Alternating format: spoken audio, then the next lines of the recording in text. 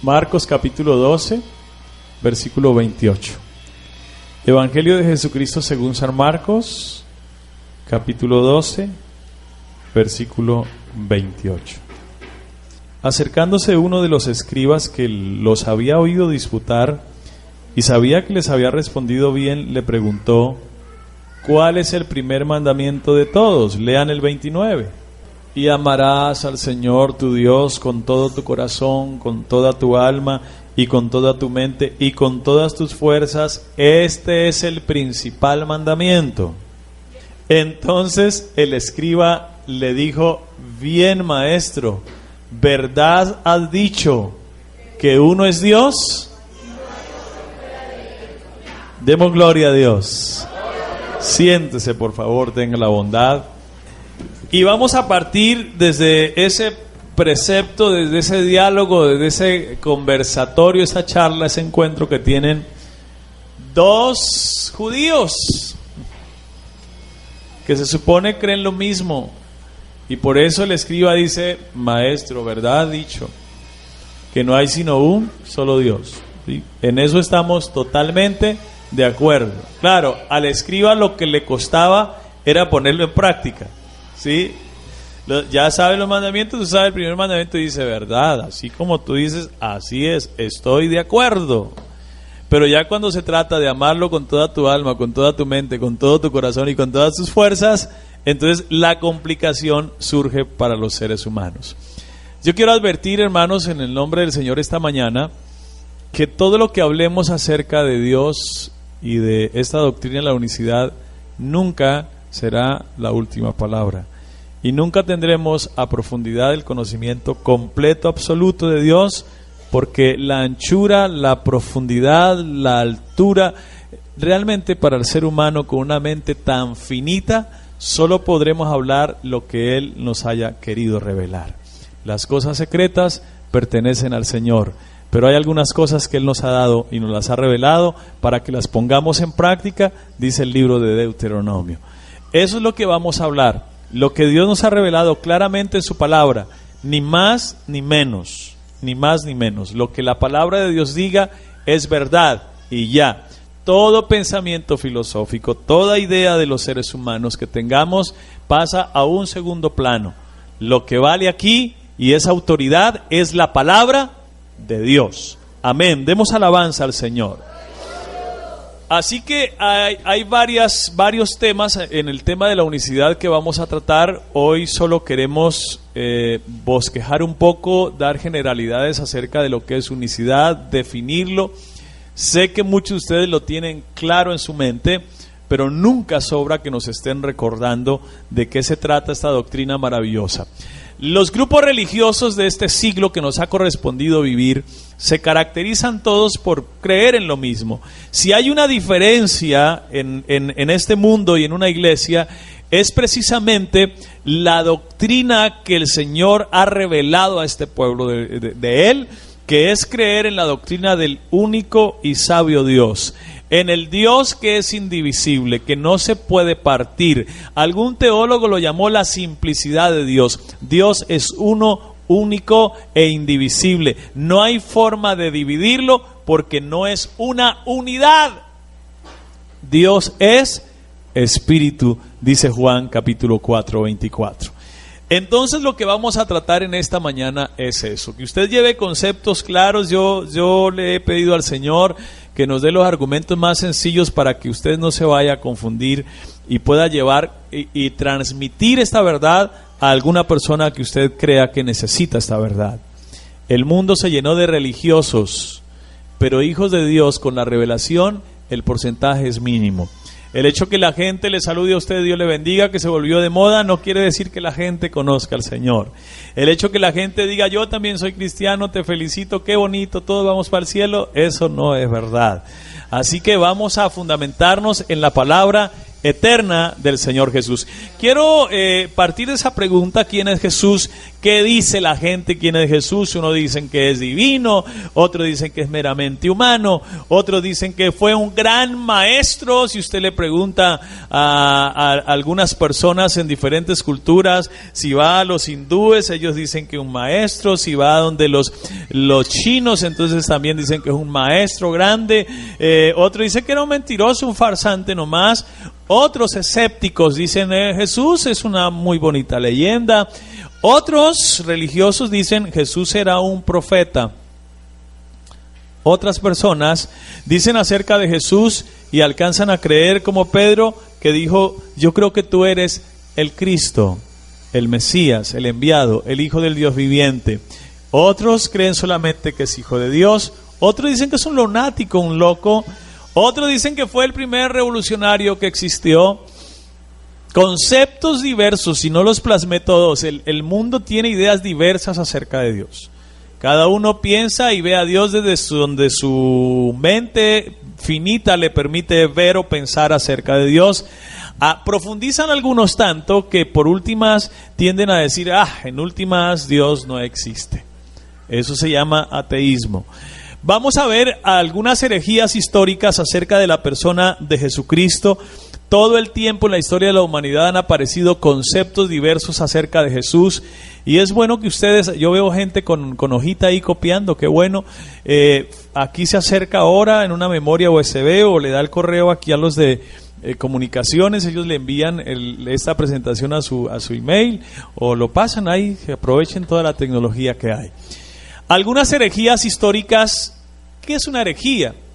Una herejía es una mentira en lo que se refiere al tema teológico, tema religioso. Es un postulado que alguna persona saca para rebatir una verdad bíblica o una verdad teológica. Entonces, en la historia han aparecido muchas herejías, conceptos de personas pudieron ser muy importantes. La mayoría de ellos han sido filósofos, teólogos, religiosos, padres de la iglesia tradicional, y muchos de ellos salieron con cosas como estas. Hay un grupo en el siglo I, en el siglo II después de Cristo, que se llamó los ebionitas, y son de origen judío precisamente. Desde allá comenzó a torcerse la visión, la claridad acerca de lo que era Dios. Si quieren aprovechar un poco más, se pueden hacer por allí para que puedan ver y puedan alimentarse, ¿cierto? Un músico y un adorador tiene que estar alimentado teológicamente, ¿cierto? Gloria a Dios. Entonces, ¿ellos qué hicieron? Los ebionitas, ¿qué decían? Pues negaron la divinidad de Cristo, porque se aferraban al monoteísmo estricto del Antiguo Testamento, a tal punto que decían: Jesús no puede ser Dios. Jesús es nuestro paisano, es el hijo de un carpintero llamado José y de una mujer que todos conocemos que se llama María. ¿No es este el hijo del carpintero?, decían. Aún no tiene 50 años y ya nos vienes a hablar de Abraham. Esa clase de gente se llamaron los ebionitas. Ellos dicen que Jesús fue un mero hombre, solamente un hombre, pero que pues el Espíritu Santo le dio alguna capacitación en su bautismo para hacer su obra de gran profeta y maestro, pero que en el Calvario quedó abandonado totalmente. Eso va en contra de lo que dice la palabra del Señor, que dice que Dios estaba en Cristo reconciliando consigo al mundo, pero que Dios nunca dejó de ser Dios ni ha dejado de ser Dios. Hay una palabra que define a Dios y es una de las características que tiene Dios, y es que Él es eterno. Esa palabra eterno no permite que ni en la mínima idea podamos creer que Él muere o que se acaba en algún momento. Después aparece en el siglo I después de Cristo algo que se llamó el docetismo, y yo quisiera que estuviéramos muy pendientes de estas cosas, porque en nuestro tiempo moderno surge en esta clase de enseñanzas nuevamente. Entonces, como están perdidas en la historia, la gente que no es precavida y desprevenida en el tema bíblico dice: ay, una profundidad de palabra que están sacando. No hay cosas nuevas, nada hay nuevo debajo del sol. Son cosas que han existido y la gente comienza a esculcar y dice, oiga, sí, miren, los docetas decían, ¿qué decían los docetas? Negaban la realidad física del cuerpo humano de Cristo. Hace poco yo tuve que conocer una situación de estas que se estaba presentando y es docetismo clásico.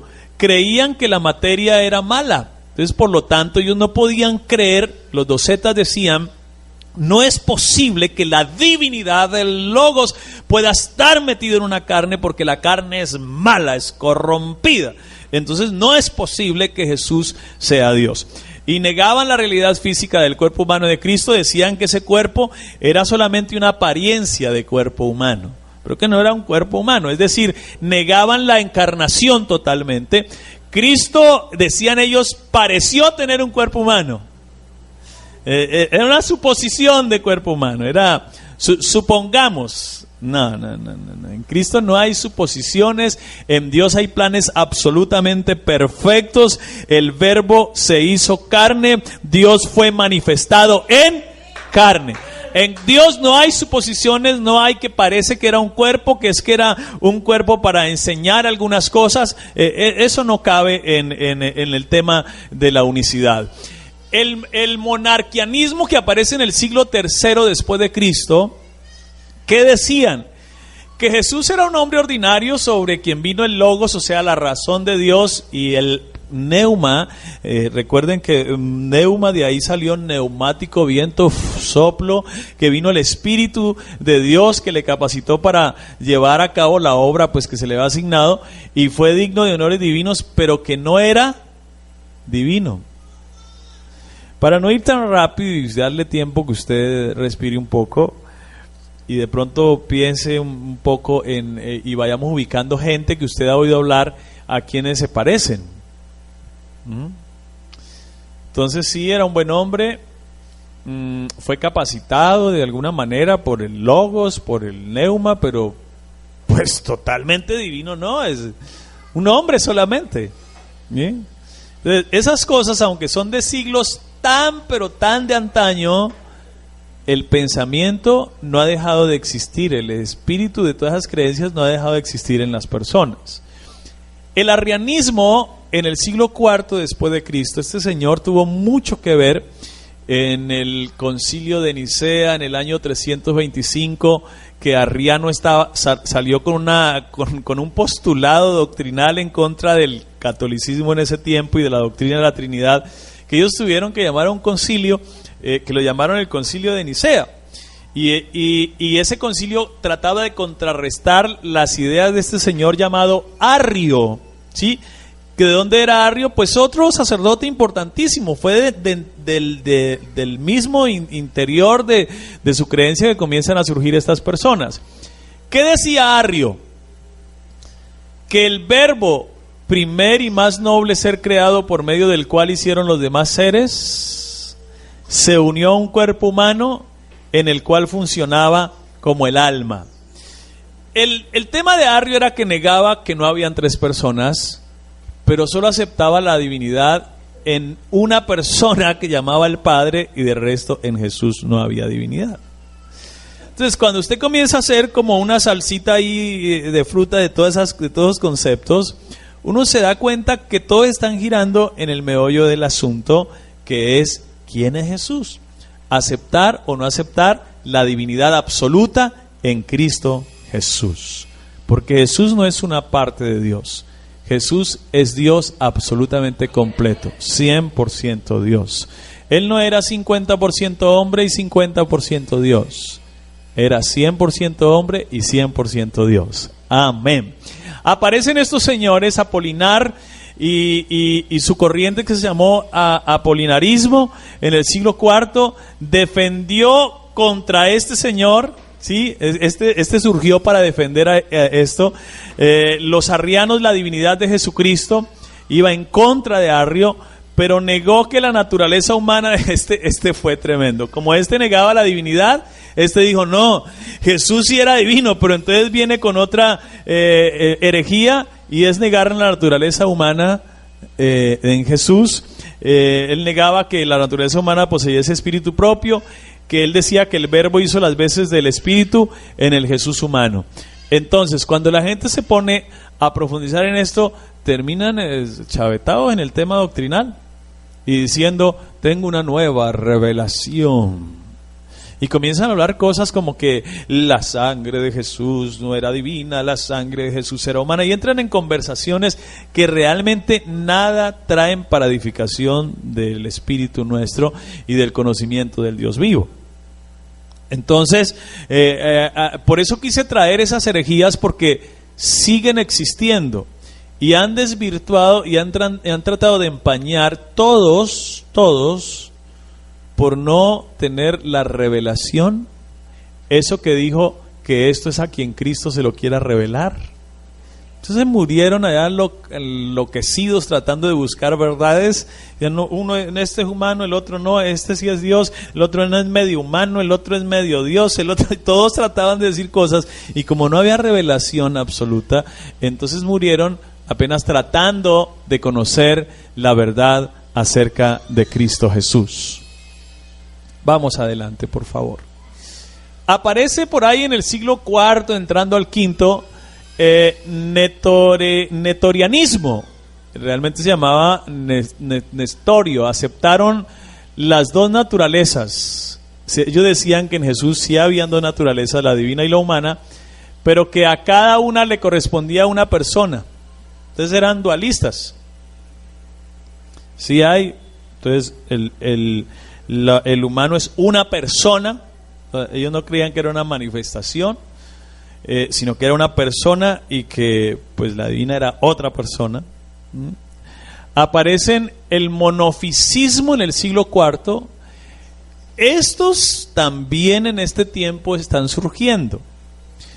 Dicen que en Jesús había una sola naturaleza, resultado de la fusión de la naturaleza humana y la naturaleza divina, pero que la divina en un momento absorbía la humana, y entonces se perdía totalmente el Hijo, la carne, la encarnación. Entonces negaba también todo el tema de la encarnación del Dios Espíritu en Jesús.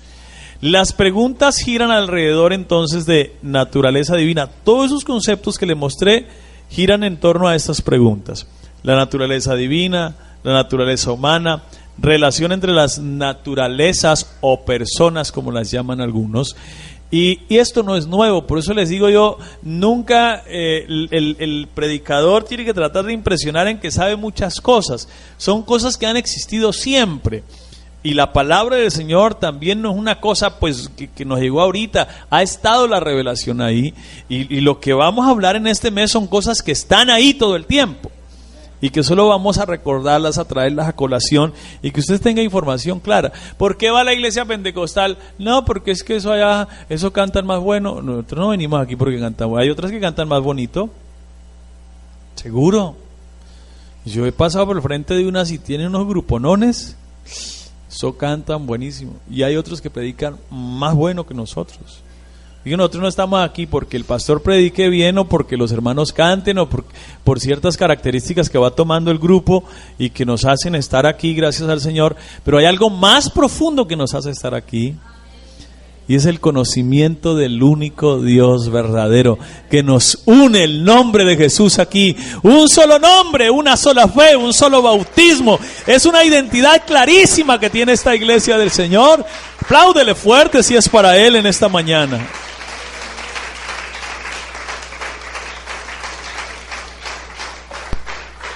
Gloria a Dios. Muchas cosas entonces se han dicho acerca de Dios y se dirán acerca de Dios, algunas a favor, otras en contra. Siendo que Dios es infinito, es imposible, mis hermanos, que el ser humano con una mente tan chiquitica, que les digo yo, de cucarachita ahí, pueda llegar a comprender el todo de Dios. Nosotros con una mente tan pequeña por Dios, y el hombre que es tan atrevido se atreve a decir cosas que es increíble. Nosotros lo único que podemos decir es lo que está en su palabra. ¿Qué otra cosa vamos a decir? Somos creados, somos limitados. Sí, así que no podemos tratar de explicar quién es Dios en su magnificencia, cuando lo que conocemos es lo que Él nos ha revelado solamente, y eso es suficiente para ser salvos. ¿Sí creen eso? ¿O necesitamos más? Yo necesito más. La revelación de Dios es suficiente para la salvación del ser humano. Ha habido intentos de limitar a Dios a una definición. Como lo vimos anteriormente, han tratado de buscar explicaciones, una fórmula, un credo. En el 325 apareció el credo atanasiano, precisamente tratando de ir en contra de Arrio. Entonces, yo creo en Dios Padre Todopoderoso, Creador del cielo y de la tierra, que nació, ¿cierto? Todos esos credos han surgido con el único motivo que ha promovido que surjan todos esos credos es tratando de explicar y dar un concepto claro acerca de Dios.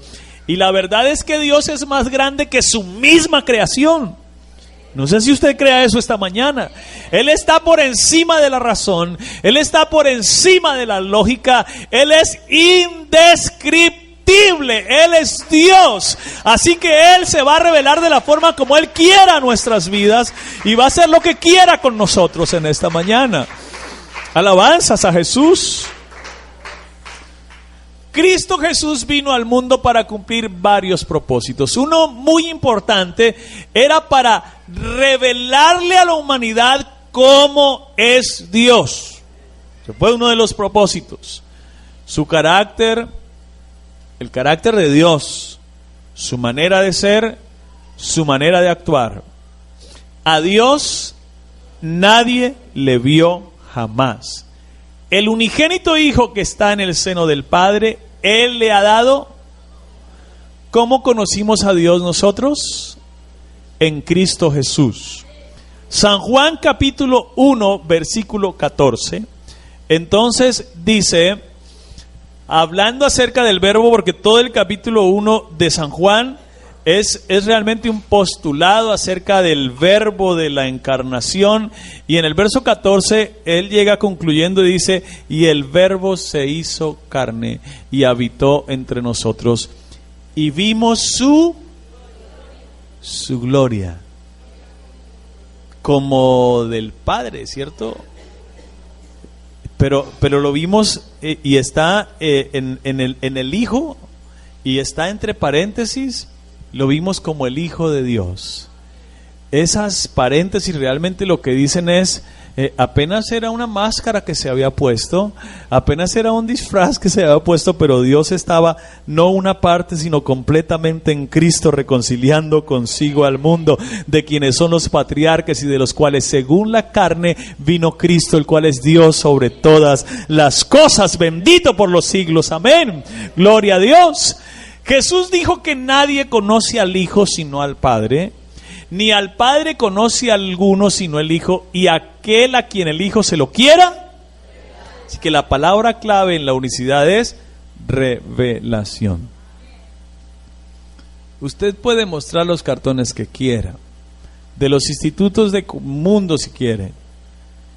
Y yo conozco gente que tiene muchos cartones y institutos y carreras en el referente a lo teológico, y uno se queda aterrado. He tenido profesores incluso que uno dice, uy, y hebreo y griego y arameo, y hablan todos los idiomas bíblicos, mucho saber, pero no conocen al Señor de la forma como usted con primero o segundo primaria lo conoce, por gracia del Señor, por revelación del Señor, que tuvo a bien habernos mostrado su grandeza y conocer que el Jesucristo que adoramos es el mismo Dios del Antiguo Testamento, manifestado en una carne humana, en un cuerpo humano.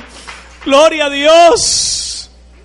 Al hablar de la doctrina del Dios único, buscamos la palabra que mejor expresa esta enseñanza, y es la palabra.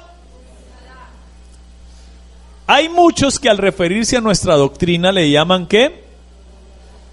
La unidad. Incluso nosotros mismos muchas décadas nos llamamos unitarios, que era un concepto totalmente equivocado a lo que nosotros creemos y a lo que es Dios realmente, porque Dios no es una unidad.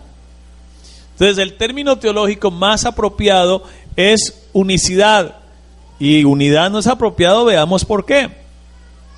En primer lugar, según el diccionario, la palabra castellana unicidad quiere decir calidad de, mientras que la palabra único quiere decir solo de su especie. Único, no hay nada ni nadie como él, es único, solo de su especie. Para la palabra único, el diccionario da como sinónimos: original, raro, extraordinario, no hay nada igual a él, no hay nada que se parezca a mí. ¿A qué pues me compararéis?, dice el santo. ¿Qué imagen me compondréis? No hay nada, nada que se parezca siquiera, no hay nada con qué compararlo. Yo realmente siento pena y a veces me río mucho de las personas tratando de buscar. Es que Dios me dijo, es que Dios es como un lapicero, pastor. Dios, vea, tiene un cuerpo el lapicero, tiene una mina y tiene tinta. Y hay 3 elementos en un esfero. Bueno, eso es un esfero, pero Dios no es un esfero. ¿Qué es un huevo? Es un huevo, mire, tiene cáscara, tiene yema y tiene ¿qué más? Y tiene... Ahí está, 3 en 1, vea. Y es un huevo.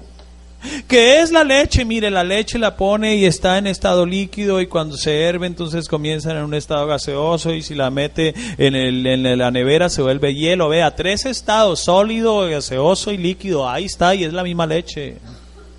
Dios ni es leche, ni es huevo, ni es esfero, ni es nada. Dios es espíritu. Dios es espíritu. Entonces, que no le salgan a ustedes con esas pamplinadas. Si esos conceptos, si me lo dijera Cantinflas, pues uno creería, pero es que en una gente no, esto no es así. Dios no es así. Dios es espíritu que lo llena todo. La tierra es el estrado de sus pies. Los cielos de los cielos no lo pueden contener. El firmamento anuncia la obra de sus manos. Aleluya. Den ese aplauso fuerte esta mañana a Él. Gloria a Dios.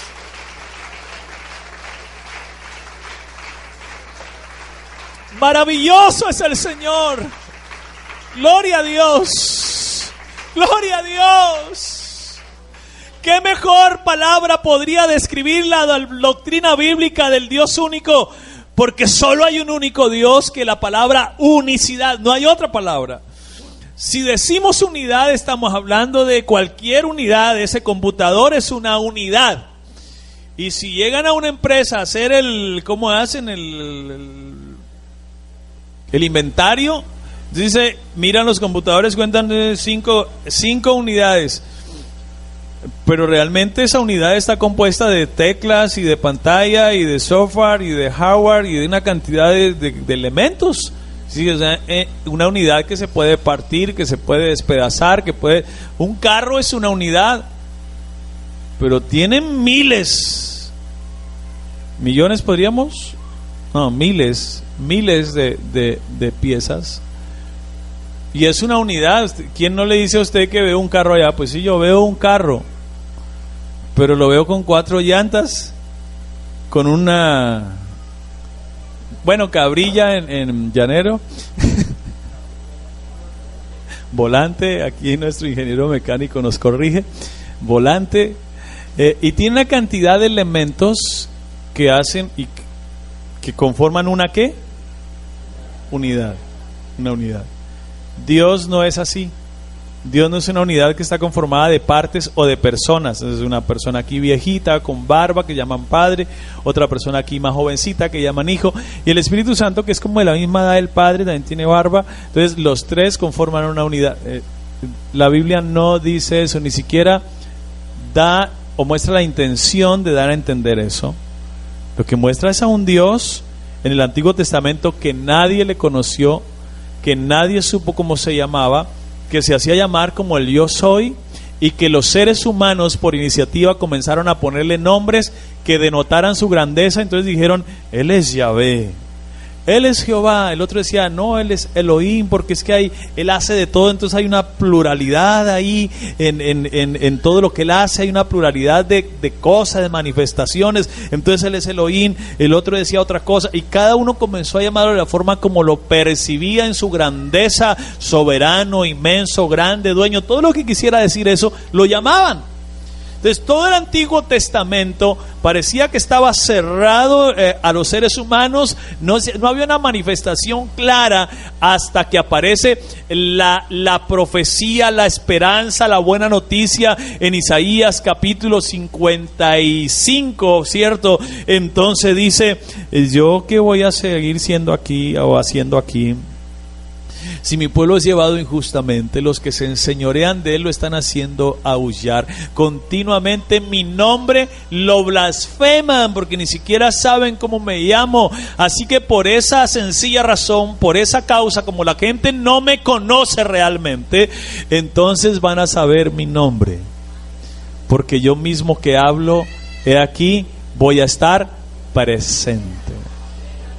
Y no iba a estar presente en una proyección, no iba a estar presente, no, Él iba a estar presente de forma literal. Así que tenía que generarse un plan. ¿Cómo venía? Él prometió que iba a estar presente. Si se venía como espíritu, seguiríamos igual que en el Antiguo Testamento. No lo veríamos, no lo conoceríamos, a Dios nadie le ve jamás, no es posible verlo en su divinidad absoluta, así que lo que hizo es, me voy a meter en un cuerpo humano. Y se buscó un cuerpo, se hizo de un cuerpo, como nosotros participamos de carne, entonces Él participó de lo mismo, para darnos a conocer la divinidad absoluta, el plan que Dios tiene para el ser humano. Esto es maravilloso, hermanos. Gloria a Dios, aleluya. Alabanzas al Señor. La palabra unidad, como les decía, no se puede aplicar exclusivamente a Dios. La unidad puede componerse de varias e incluso de miles de partes. Un automóvil, igual lo que les estaba diciendo, cientos de miles de piezas. Sin embargo, es una unidad. La palabra unidad podría fácilmente aplicarse entonces a la doctrina de la Trinidad. Eso sí es una unidad. Por eso ellos sí podrían ser unitarios, no unicitarios. Es la doctrina de la Trinidad que dice. ¿Alguien que me la explique por aquí? Estamos en clase hoy, ¿sí? Hermano Jefferson, venga, hermano Jefferson. Venga acá, hermano Jefferson. ¿Qué nos explica? Aquí todos tenemos que tener claro esos conceptos, ¿cierto? Estamos estudiando la palabra del Señor. Básicamente lo que a nosotros nos enseñaban en el colegio, y pues yo que asistí muchos años a la Iglesia Católica, es la frase tres personas distintas más un solo Dios verdadero, ¿sí? Aplican la relación a que inclusive usted habla con un trinitario y usted le dice que Dios es uno, y ellos básicamente le responden que sí, exactamente Dios es uno, pero está dividido en tres personas distintas que lo componen. Gracias, hermano Jefferson. Eso es una unidad. Pero ya vimos que Dios no puede ser una unidad. Él no se parte. Ese espíritu es indivisible, entonces no hay forma de partirlo. No puede ser una unidad. Entonces hablamos de unicidad, calidad de único en su especie, solo en su especie, extraordinariamente extraño, ¿sí? Totalmente diferente a cualquier cosa conocida. Entonces, a la Trinidad sí podría aplicarse. Su misma definición es imposible, que la Trinidad sea una unicidad. Entonces, la definición Trinidad, la misma definición hace imposible que la llamemos. Eso es incoherente, va en contra, los términos van a chocar, no es posible. Solo hay un Dios, lo tenemos claro. Cíteme en un versículo rápido, Deuteronomio capítulo 6, verso 4. Jehová nuestro Dios, Jehová uno es. Y precisamente la conversación de Jesús con el escriba que leímos en San Marcos al comenzar se fundamentó en esa porción bíblica. Y esa porción bíblica se llamaba el Shema, que era la columna vertebral de los judíos. En todo su creencia, su dogmaticismo de fe, sus formas de creer, podían creer en miles de cosas, pero algo que estructuraba totalmente su fe era: oye Israel, Jehová nuestro Dios, Jehová uno es. De ahí partía todo lo demás. ¿Cuál es el primer mandamiento? Le dice el Señor. Dice, no, pues el primer mandamiento es, oye Israel, el Señor nuestro Dios, el Señor uno es, y amarás al Señor tu Dios con todo tu corazón, con toda tu alma, con toda tu mente, con todas tus fuerzas. Y el escriba dice, bien maestro, 10, bien has dicho, porque solo hay un Dios. O sea, yo también soy de los mismos monoteístas, ¿cierto? ¿Qué pasó por aquí? Ah, yes. Monoteísta. Entonces, ellos tenían los mismos conceptos teológicos. El escriba y Jesús tenían los mismos conceptos, ¿sí? Unos conceptos que venían desde el judaísmo, ¿cierto? Romanos 1:20 nos dice que las cosas invisibles de Dios, su eterno poder y deidad, se hacen claramente visibles desde la creación del mundo, siendo entendidas por medio de las cosas hechas, de modo que no tienen las cosas invisibles. ¿Cómo vemos a Dios entonces? Aplíquele un poquito ahí de exégesis y hermenéutica y astronáutica al versículo, que realmente no requiere mucha interpretación, está muy claro. Las cosas invisibles de Dios, Dios espíritu, no se ve. Su eterno poder y su deidad, su divinidad, se hacen claramente visibles desde la creación del mundo, siendo entendidas. ¿Cómo entendemos nosotros la deidad, las cosas divinas, lo invisible del Señor? ¿Cómo lo entendemos? Siendo entendidas por medio de las cosas, sí, de las cosas hechas, de modo que no hay excusa de yo no puedo conocer a Dios, yo no puedo creer que haya Dios, porque todas las cosas hechas nos hablan de Dios.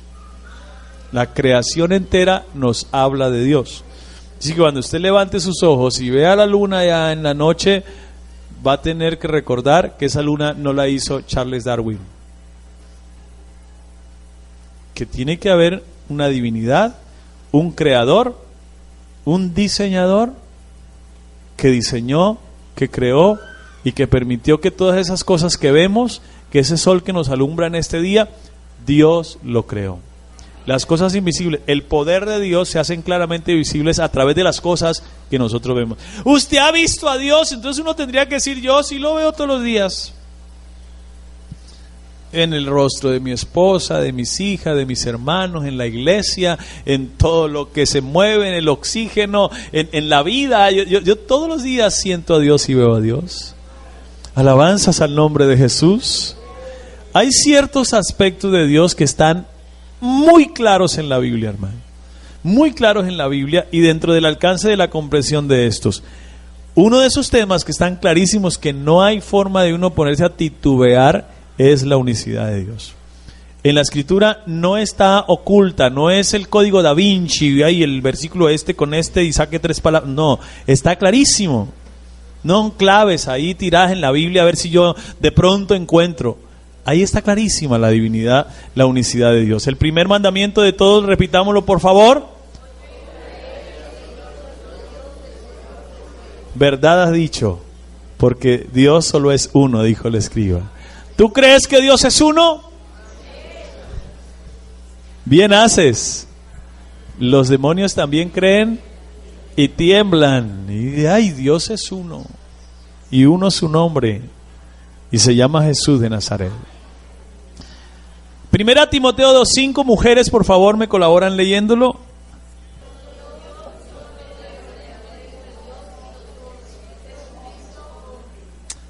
A ver, las mujeres, para leer ese versículo, A1. Es que así lo hacen allá en el ejército, ¿cierto, hermano Johnny? A ver, pónganse de acuerdo. 1, 2 y 3.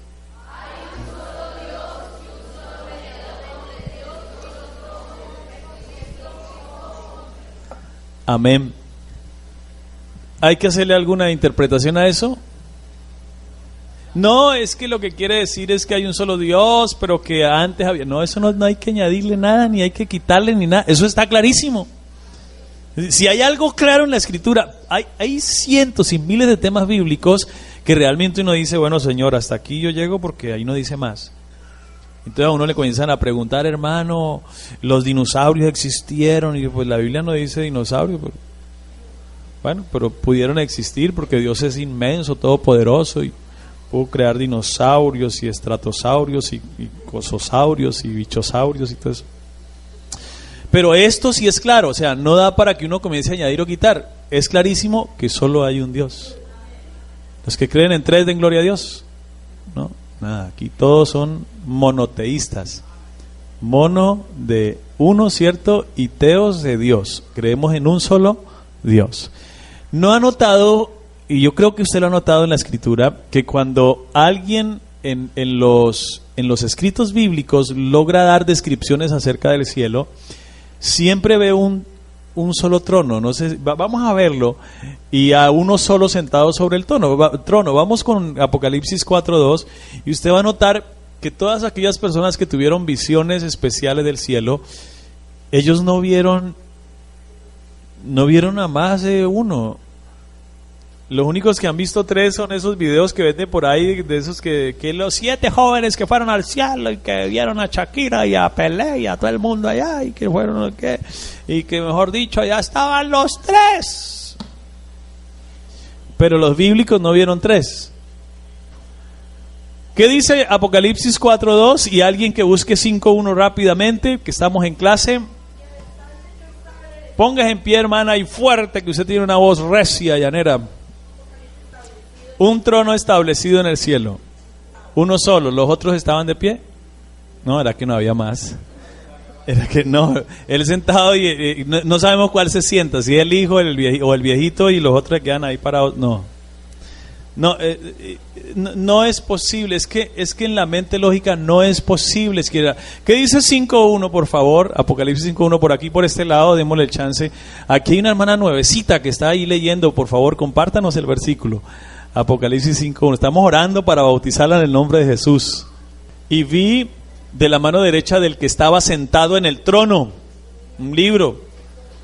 Sí, pero había un solo trono. Todos. Isaías capítulo 6, verso 1. En el año que murió el rey Usías, vi yo al Señor sentado. Qué raro que no miró 3 sentados o 4. Vi yo al Señor sentado, y sus faldas llenaban el templo. Y la visión que tuvo él fue impresionante, cosa magnífica. Él vio ángeles que volaban.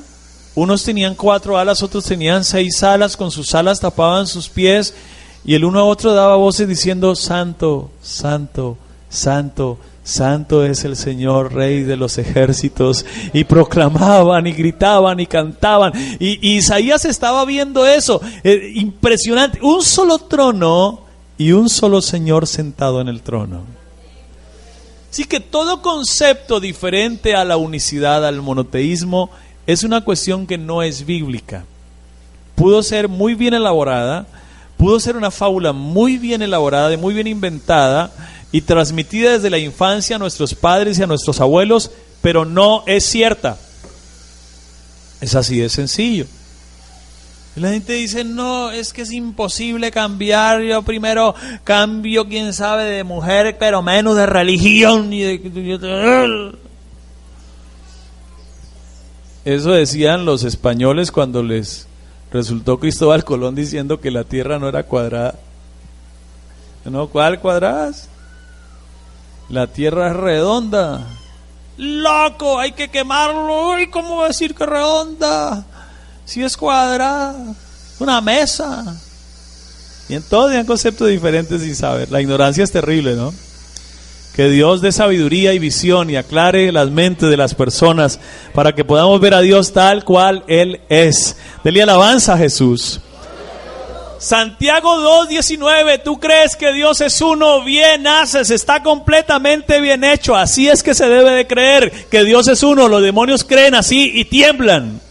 En el mundo espiritual ellos saben Ellos respetan, ellos conocen bien la situación. Por eso es cuando les llegan allá con otro cuento, por allá llegó uno y le dijo a un demonio: yo te reprendo en el nombre del Dios que predica Pablo. Digo, yo a Pablo lo conozco, sí señor, buen hombre, el tipo lleno del Espíritu Santo. Y también el Dios de Pablo también lo conozco, es uno. Pero usted, yo no sé ni quién será. Y lo cogí y le ha dado qué paliza. ¿Ustedes han leído eso en los Hechos? Primera carta a los Corintios 8:6. Solo hay un Dios, el Padre, y un Señor, Jesucristo. Solo hay un Dios, el Padre, y un Señor, Jesucristo. Y a este Dios, el Padre, que es la divinidad absoluta, lo conocimos fue a través de la manifestación de Dios en carne, que se llamó Jesucristo. Colosenses 4:1. Hay un Dios y vosotros tenéis un amo en los cielos. Entonces, el tema de tres no cabe por ningún lado. Eso solo cabe para llamar un aceite que se llama 3 en 1, pero para referirse a Dios no. Para referirse a Dios no caben esos términos.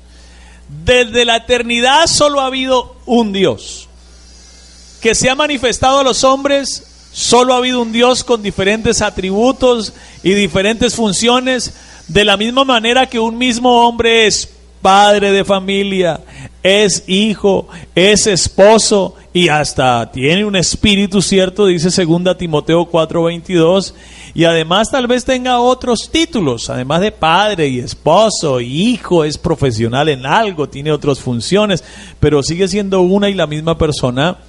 Así también Dios. Dios sí es Padre. Porque el tema es, esos señores unicitarios pentecostales, bueno, ellos todavía no dicen unitarios, están equivocados.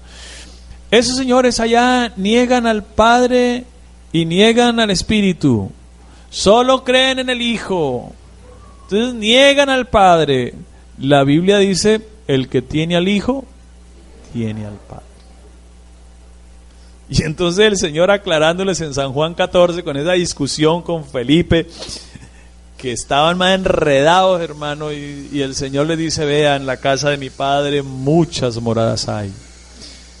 Yo no me voy a poner a inventarles cuentos. Si así fuera, yo no me podría decirles eso, le dice el Señor.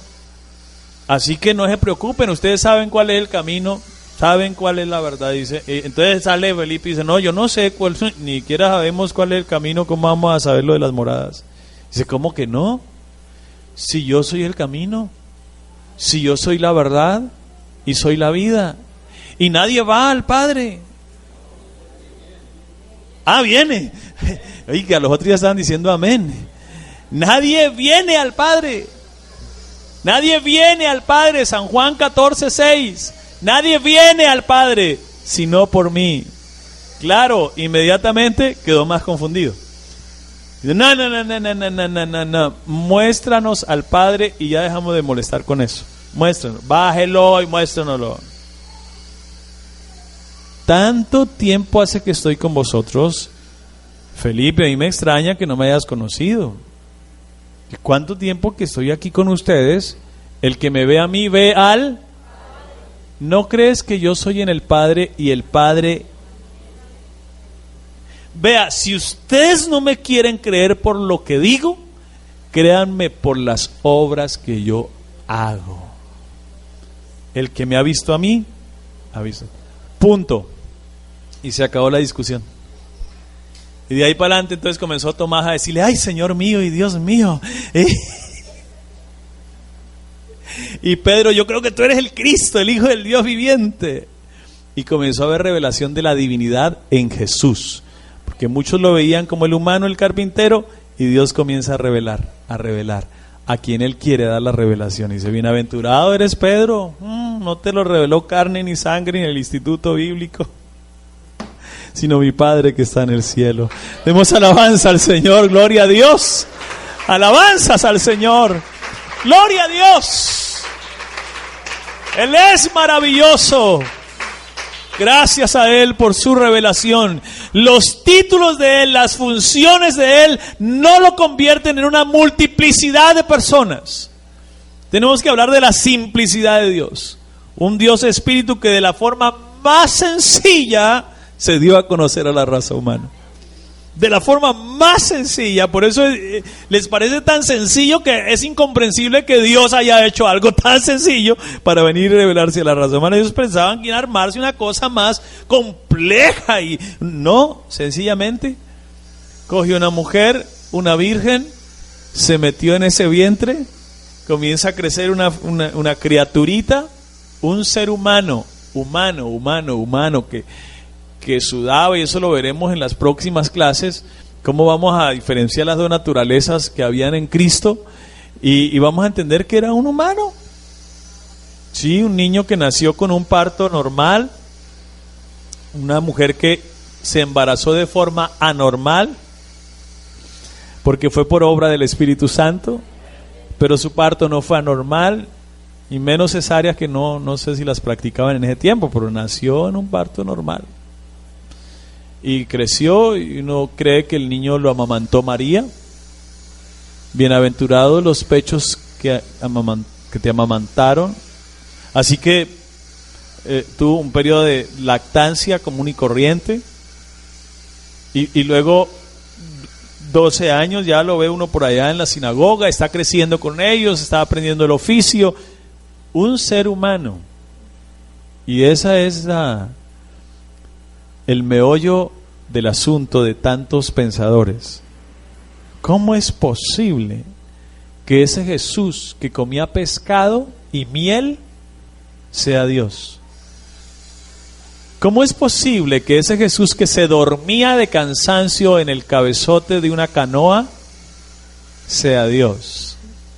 Pero ese día en que estaba dormido en ese cabezal de esa canoa, y el mar comienza a embravecerse, a enfurecerse, los apóstoles le despiertan y le dicen: no tienes cuidado, nos estamos ahogando, y usted ronque ahí. Y no te da cuidado que perecemos, que van reclamándole, no te da cuidado que perecemos, así dice. No tienes cuidado con nosotros, mira, no te apiadas y duerma. Claro, como usted no es el que está sintiendo ahí el chaparrón y la cosa. Y el Señor se para y estos no dejan dormir, hombre. Y los queda viendo así con esa cara y dice: ustedes son unos hombres de poca fe. ¿Hasta cuándo voy a estar con ustedes? Y nada que aprenden. El Señor les puso, no dejan dormir, toca pegarle su repelón también. ¿Hasta cuándo tengo que estar con ustedes? Y se paró allá y le dijo al mar: quede quieto. Y el viento: deben dormir, que estoy descansando, quieto. Y todo se calmó, se quedó en calma. Y por allá alguien gritó y dijo: uy, ¿quién es este que aún el viento y el mar le obedecen? Este no es el carpintero que conocemos. En él hay algo superior. Y era la divinidad mostrándose, la naturaleza reconociendo a Dios en Cristo Jesús. Aleluya. Oh, gracias, Señor, esta mañana. Gloria a Dios. Gloria a Dios. Eres absolutamente Dios. Aleluya. Jesús es el Padre en su divinidad. Es el Hijo en su humanidad. Y es el Espíritu Santo en su emanación o en su manifestación. Jesús es el Padre en la creación, es el Hijo en la redención, es el Espíritu Santo en la regeneración del ser humano en este tiempo. El Espíritu Santo es el que nos está convenciendo de pecado y de juicio y nos está transformando en nuevas criaturas. Así que es el mismo. Jesús es el mismo ayer, hoy y por los siglos. Él tiene todo el poder en esta mañana. Es el dueño de esta iglesia y puede hacer lo que Él quiera con nosotros en este día. Alabanzas al nombre de Jesús. Gloria a Dios. Gloria a Dios. Dios inmenso, todopoderoso, el que tenemos. Nosotros no tenemos una pequeña parte de Dios, una microscópica parte de Dios. Nosotros tenemos a Dios absoluto, completo. En Él estamos completos, le dice Pablo a Timoteo, porque Él es la cabeza de todo principado y toda potestad. En Él no hay falencias, no quedan partes sin llenar. En Él estamos completos totalmente. Totalmente. Yo sí quisiera que compararas el problema que tienes con el Dios del que te estoy hablando. Y nos daría vergüenza realmente. Sería nada. Estamos hablando de la divinidad absoluta. De la divinidad absoluta en esta mañana. Un poquito de la humanidad de Jesús, pero es este tema el que vamos a tratar en la próxima dominical. La humanidad de Jesús, porque hay que ver en Él la humanidad y la divinidad en Jesús, para poder comprender exactamente el tema de las dos naturalezas en Él. Nosotros cuando hablamos de dos naturalezas no hablamos de dos personas, sino hablamos de dos manifestaciones u oficios que realizó. Pero apenas unos pincelazos así. Jesús era tan hombre como los demás, con la única diferencia de que no tenía pecado. Características como, pues muestran a un ser humano. Estas son características de seres humanos. Lloramos, nos reímos, nos cansamos, dormimos, nos da hambre. Y otras características que veremos en la próxima dominical acerca de la humanidad que había en Él. Y de cómo ese Dios Espíritu logra presentarse en un ser humano. Eso es una revelación grandiosa y maravillosa.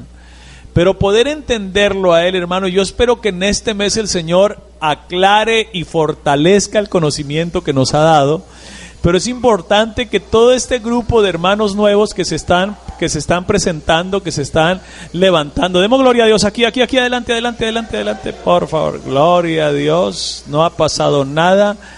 Íbamos en que Superman, entonces, ¿en qué íbamos? Es que se me desconectaron. Entonces, es importante que el grupo de hermanos nuevos que Dios está levantando en esta congregación crezcan con este conocimiento clarísimo. Esto no es cualquier iglesia. Esto no es un grupo religioso común y corriente. Esto no es lo que la gente... Ay, me tienes a iglesia, estoy yendo a esa iglesia y como todas son igual. No, señores, nosotros no somos igual. Por gracia del Señor, no somos igual. Y no es un orgullo decirlo. Es realmente por la gracia y misericordia de Dios, no somos igual. Todo el mundo creerá por allá y dirá de Dios lo que quiera. Aquí Dios nos ha revelado su palabra. Y lo miramos a Él tal y como Él es. Ahora, eso nos explicará al finalizar este mes que vamos a tener bautismos, por qué entonces bautizamos en el nombre de, vamos a estar en pie, mis hermanos, por favor. Dios maravilloso el de esta iglesia. Dios maravilloso el de esta iglesia. ¿Cuántos hemos aprendido esta mañana? Recordado esta mañana, porque seguramente sabemos todo esto, pero es maravilloso volver a saborear. Yo no sé, el plato que más le gusta a usted, le gusta pedirlo y pedirlo y pedirlo. Si no se cansa de comer frijoles, no, yo no me canso de comer frijoles y yo pido frijoles en todo lado. Y a mí de este tema me encanta tanto que yo como y más me gusta. Señor, te damos gracias en esta mañana. Gracias, Jesús. Tú eres bueno. Esta iglesia que es maravillosa, que recibe tu palabra con fe, con confianza, Señor, con obediencia para cumplirla, Señor. Gracias te damos esta mañana, Señor, porque has escondido estas cosas a muchos hombres y nos las has revelado a nosotros, los pequeñitos, Señor. Gracias, Señor. Gracias, oh Dios, porque escogiste de lo vil del mundo y de lo menospreciado para avergonzar a algunos sabios, Señor. Tu palabra ha sido revelada a nuestros corazones y te agradecemos profundamente esta mañana. Oh, maravilloso Señor, gracias por permitirnos verte tal y como eres, oh Dios. Grandioso, inmenso, todopoderoso Rey.